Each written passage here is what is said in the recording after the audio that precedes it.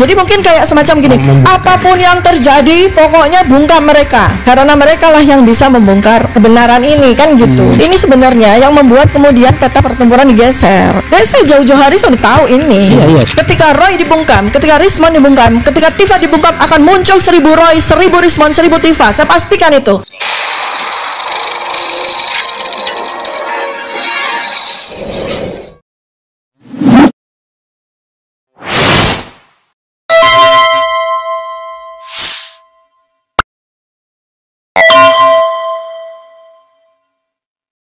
Dokter, ini kan sebenarnya kalau kita baca kan pertarungannya sepertinya seperti yang saya katakan tidak di situ lagi. Kita ribut mengenai soal ijazah, hak publik dan lain sebagainya. Ya oke, itu silakan Anda terus tuntut sampai kiamat kira-kira begitu lah. Tetapi yang dilakukan oleh penyidik Kamnek Polda Metro ini adalah Anda sudah ada terpenuhi pasal penghasutan misalnya. Anda terpenuhi pasal pencemaran nama baik dan penghinaan dan lain sebagainya. Tapi intinya mereka akan berkata bahwa ini nothing to do dengan pembuktian ijazah palsu lagi. Tapi ini adalah sebuah tindak pidana yang terlepas dari itu. Maka yang terjadi adalah kan permainan digeser dan Anda akan sibuk gitu. Apalagi ini mohon maaf ya Dokter Tifa. Apalagi kemudian tiba-tiba mereka menggunakan tangan besi. Karena ancamannya di atas 5 tahun, ya saya tahan dulu begitu. Biar tidak bisa kemana-mana lagi. Itu maksud saya apa yang akan Anda lakukan? Saya jawab saya ya. Jadi begini ya, risiko perjuangan itu kan memang berat. Makanya yang mau berjuang menegakkan kebenaran itu sangat sedikit. Apalagi kita tahu bahwa yang sedang kita bongkar potensi kejahatannya ini adalah orang yang memang selama 10 tahun ini suka sekali menggunakan abuse of power. Ya. Nah, tetapi apakah kemudian saya dan mungkin teman-teman yang lain takut? Kalau kami takut dari sejak awal kami tidak melakukan ini. Tetapi apa? Apa artinya saya diberikan otak cerdas oleh Allah Subhanahu wa taala? Apa artinya saya diberikan tugas sebagai seorang ilmuwan, sebagai seorang peneliti? Kalau saya diam saja. Artinya itu kalau saya sebagai orang yang dikarunia otak cerdas, sebagai orang yang diberi tugas Allah menjadi peneliti, lalu saya diam saja, Allah sendiri akan melaknat saya sebagai setan bisu. Ya. Nah, apakah saya takut hukuman dunia lebih takut dibandingkan hukuman akhirat? Buat saya tidak. Apalagi di usia saya yang sudah melampaui setengah abad. Ada satu kata dari Pak Abdullah Al-Qatiri. Kami bertemu baru sebentar, tapi banyak sekali kata-kata dari beliau yang saya jadikan sebagai sebuah hikmah ya. Satunya begini, dokter, kita bersama-sama karena saya itu hanya menginginkan akhiratul hasanah. Itu saya ingat sekali. Itu kata kunci, akhiratul hasanah. Untuk apa sih kita mulia di mata orang dengan harta triliunan tapi didapat dari merampok harta rakyat? Untuk apa kita punya rumah megah 12.000 meter persegi dengan bunker yang dipesan khusus di bawahnya? Untuk melindungi siapa? Malaikat tidak akan bisa, orang tidak akan bisa terlindungi oleh malaikat dengan bunker, nggak bisa. Karena kebenaran itu ketika sudah mulai membuka maka dia akan menempuh jalannya, walaupun jalan itu sangat sakit, sangat sulit. Orang-orang mulia, orang-orang alim, ulama, apalagi nabi-nabi merasakan itu semua. Ya, kalau itu cuma katakanlah yang termul-termul itu katakan ya, wah itu takut tuh nangis tuh Dokter Tifa itu, karena sebentar lagi akan dikasih baju Shopee gitu kan, dikasih rompi orange. Kalau saya tuh cuma takut dikasih baju rompi, dari sejak awal saya tidak berbunyi seperti ilmuwan yang lain, bisu aja, diam aja di dalam kampus, di dalam rumah, ya kan? Diam aja, selamat dia di dunia, tapi apakah selamat dia di akhirat? Saya lebih baik memilih saya selamat di akhirat. Ketika saya bertemu dengan Allah, jawaban saya tegas. Saya dalam sisa hidup saya menegakkan kebenaran.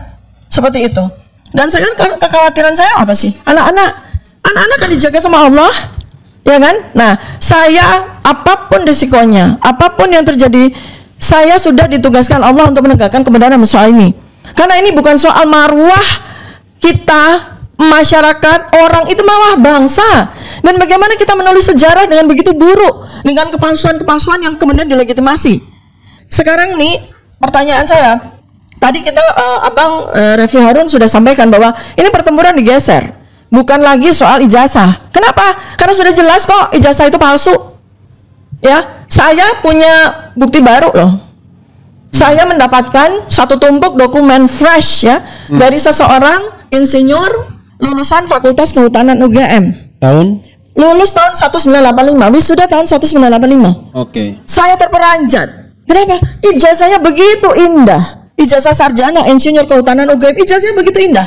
Dan ternyata Universitas Gadjah Mada, saya yang kemarin agak kecewa, saya menjadi bangga dengan melihat dokumen itu, melihat ijazah itu.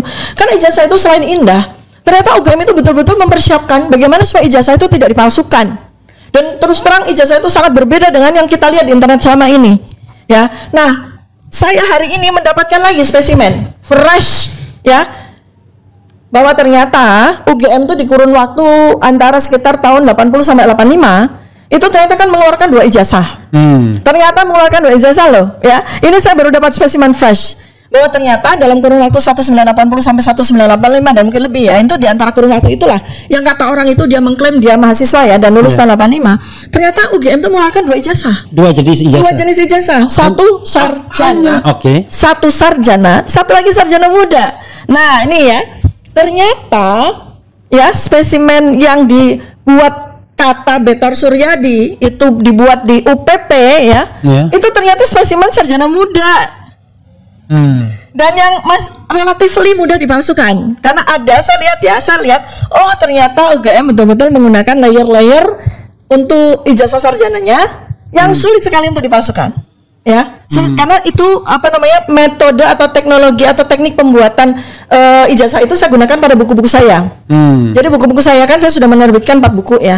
Itu saya juga menggunakan teknik itu supaya tidak bisa dipalsukan. Jadi ada teknik-teknik pencetakan tertentu itu yang hanya orang yang tahu saja. Tekniknya itu 4 layer ya. Dok, di tengah-tengahnya itu ada emboss.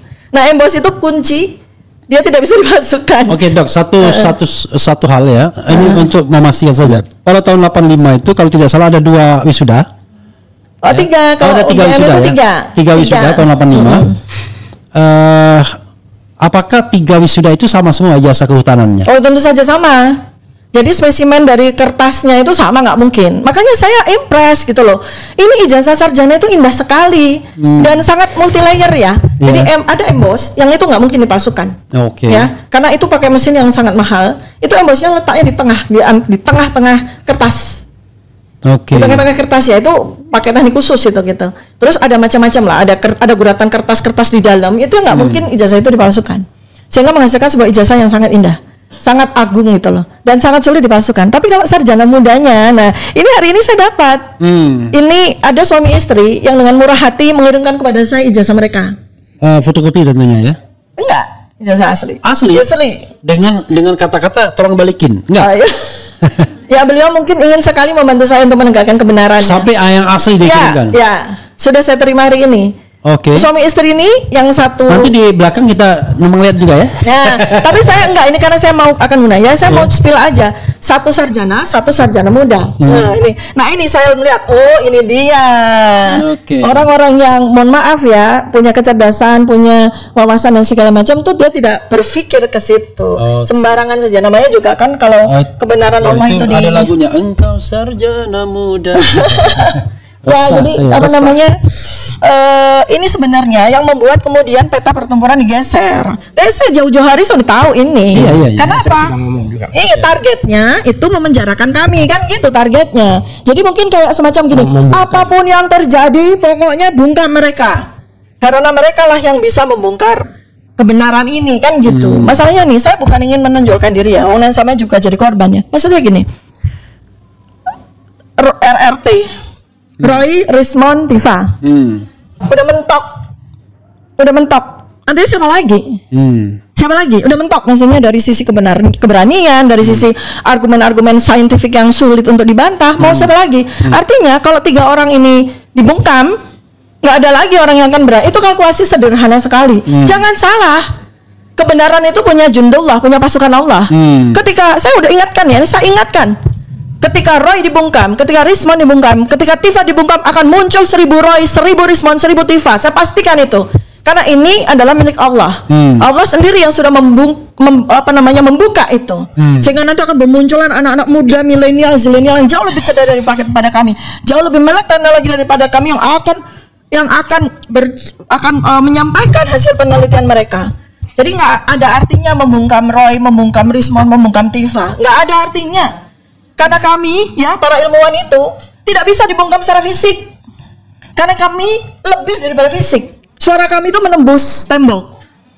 Suara kami menembus tembok. Kami nggak dikasih laptop, nggak dikasih HP. Suara kami tetap bisa menembus tembok. Kenapa? Kebenaran yang keluar dari tembok itu. Jadi jangan pernah berpikir, walaupun di dunia, di negara yang near hukum seperti ini, di mana hukum menjadi alat untuk memelihara kekuasaan itu akan menang terus, tidak bisa. Sejarah ribuan tahun sudah membuktikan kebenaran itu selalu menang. Dibungkam mau seperti apapun, kebenaran itu selalu menang, dan kezaliman itu selalu mendapatkan hukumannya di dunia, bukan cuma di akhirat. Ya, itu ingat itu baik-baik kepada semua orang yang sekarang ini menyalahgunakan kekuasaannya, menyalahgunakan hukum untuk membungkam kebenaran. Oke, Bro Al-Kathiri, ya. Saya lebih tertarik kalau Bro bicara juga mengenai hal yang disampaikan oleh Dr. Tifa. Perjuangan tidak hanya hukum, tapi perjuangan non hukum itu barangkali juga menjadi penting. Iya. Karena advokasi itu, kalau perang itu sudah harus perang semesta. Betul. Silakan. Ya memang banyak kelompok-kelompok masyarakat ya, NGO dan sebagainya, termasuk purnawirawan dan sebagainya, itu concern dengan masalah ini. Dan mereka bergerak tentang ini. Bahkan mereka akan mempertanyakan ke saya dengar ya, mempertanyakan ke Kapolri dan sebagainya gitu loh. Kok terjadi carut marut seperti ini? Dan ini kan bukan 1-2 orang, tapi ini kan masalah bangsa Indonesia, ya kan? Makanya kalau kita perlu juga ya, yang penting buat saya sekarang ini, kita harus mengcounter yang namanya Khairul Anam itu. Khairul Anam itu kan tadinya di Komnas HAM. Ya. Waktu kilometer 50 kan dia ngomong semua apa-apa yang dimaksud persis seperti ini. Ya. Masa dia bercerita tentang proses ini, polisi dan sebagainya, dan itu kami tidak terlibat loh, kami sudah pulang itu. Ya. Jadi mereka berdiskusi sendiri ini, berdiskusi ria ini, itu nggak ada kami. Tapi kan dia harus menceritakan. Dikatakan oleh pelapor waktu itu Pendumas mengatakan demikian, nggak disampaikan sama dia. Jadi seolah-olah semuanya itu proses polisi aja. Saya tanya, dia ini sebagai Kompolnas apa humasnya polisi ini, saya bertanya.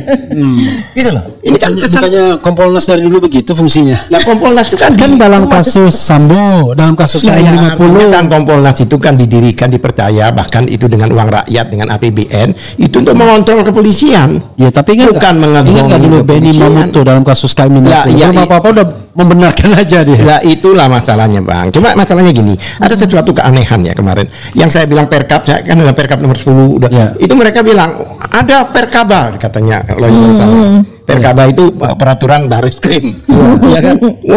Seolah-olah memberi kesan bahwa saya itu tidak terupdate gitu loh. Iya. Saya bilang bacakan. Di stop sama ketua, bacakan isinya. Perkaba itu SOP. Iya. SOP dari SOP dari kayak, dan itu bukan nggak bisa setingkat Perkaba, nggak bisa bikin apalagi Perkab di atasnya kan. Iya, kan bertentangan, dan Perkab itu masih ada. Dan yang menarik pada saat saya mau bicara tentang Perkab, baru bicara terus dikatakan wah kami sudah tahu Perkab, nggak usah dibacakan. Kan aneh, itu bukan substansi ya. Saya agak protes, ini substansi, ini yang saya mau bicarakan, ini substansi.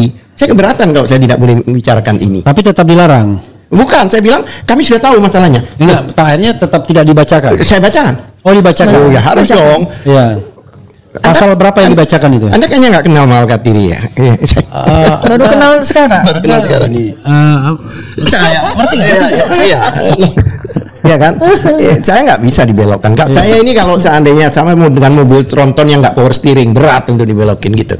Saya bukan nyombong ya, cuma ini cerita aja. Satu hal lagi, saya bilang kalau Anda mengatakan Anda mengetahui, ya kan? Lah bagaimana? Apakah tamu-tamu ini juga mengetahui isi Perkap itu? Ya. Saya tuh perlu nyampaikan ke mereka. Ini mereka ada DPR, ada Komnas HAM dan sebagainya.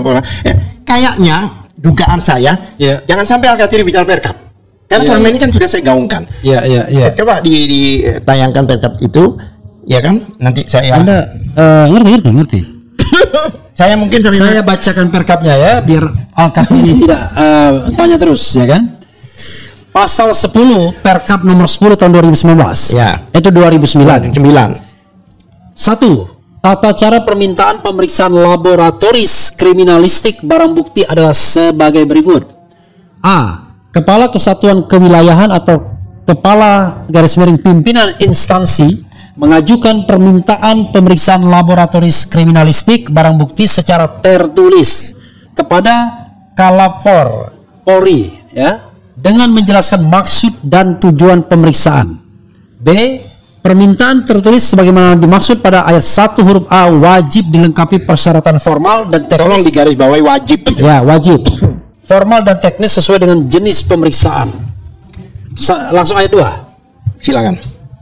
Apabila terdapat kekurangan persyaratan sebagaimana dimaksud pada ayat 1 huruf B, Kalapor ya, kepala laboratorium forensik Polri meminta kekurangan persyaratan tersebut secara tertulis kepada kepala kesatuan kewilayahan atau kepala pimpinan instansi yang mengajukan permintaan pemeriksaan untuk dipenuhi dalam batas waktu 14 hari kerja. Mungkin dalam hal ini harus dilengkapi 14 hari. Ya, permintaan dari Ditipidum mungkin ya, atau dari Bareskrim mungkin ya. Bukan dari laboratorium. Enggak, maksudnya permintaan ke laboratorium itu dari Bareskrim ke Biasanya penyidik ya. Iya. Penyidik meminta ke Lab Force ya kan. Nah, Lab Force ini ada batas. Persyaratan itu harus dilengkapi, persyaratan formil maupun teknis. Kalau tidak, dalam 14 hari mereka harus respon balik. Kembalikan harus balik. Jadi kayak apa ya, P21, P18 itu. Itu dua kali 14 Setelah hari. 2 kali permintaan kekurangan persyaratan sebagaimana dimaksud pada ayat 2 tidak dapat dipenuhi, Lab 4 Polri akan mengembalikan berkas pemeriksaan barang bukti tanpa memberikan hasil pemeriksaan. Ya, berarti betapa pentingnya persyaratan itu kan. Ya, permintaan pemeriksaan dapat diajukan kembali dengan permintaan baru setelah memenuhi persyaratan sebagaimana dimaksud pada ayat 1 huruf B. Pasal berapa lagi, Bro? Pasal 80.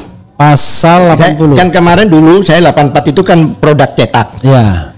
Saya kembalikan ke dokumen aja ya. Tapi dua-duanya sama. Pasal 80. Pemeriksaan barang bukti dokumen sebagaimana dimaksud pada dalam pasal 79 wajib memenuhi persyaratan formal sebagai berikut. Wajib lagi kan? Wah, ya. Iya.